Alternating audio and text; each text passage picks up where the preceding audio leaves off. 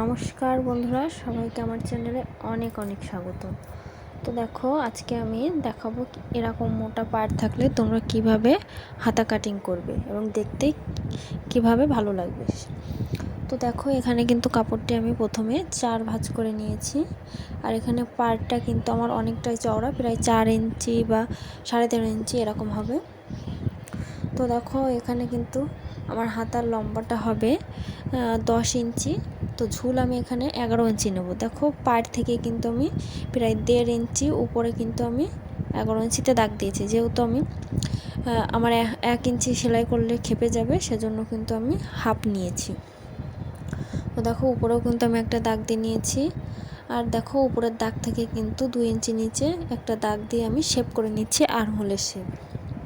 আর নিচে আমার মোহরের মাপ হচ্ছে 5 ইঞ্চি, আর 1 ইঞ্চি হচ্ছে এক্সট্রা নিয়ে নিয়েছি 6 ইঞ্চি। এবার দেখো, আমি দাগ দিয়ে নিচ্ছি। এবার আমি কাটিং করব। আর আর্মহোলের মাপের সব থেকে সহজ একটি কাটিং হচ্ছে তোমার বডি। এখানে আমার বডি হচ্ছে 32, তো আর্মহোল কিন্তু আমার ব্লাউজে 5.5 ইঞ্চি হবে। আর সেজন্য কিন্তু আমি উপরে এখানে কিন্তু 7 ইঞ্চি নিয়ে নিয়েছি, যেহেতু সেলাইতে খেপে যাবে, আর বাকিটা কিন্তু আমার আর্মহোলে ঠিকঠাক বসে যাবে সেজন্য।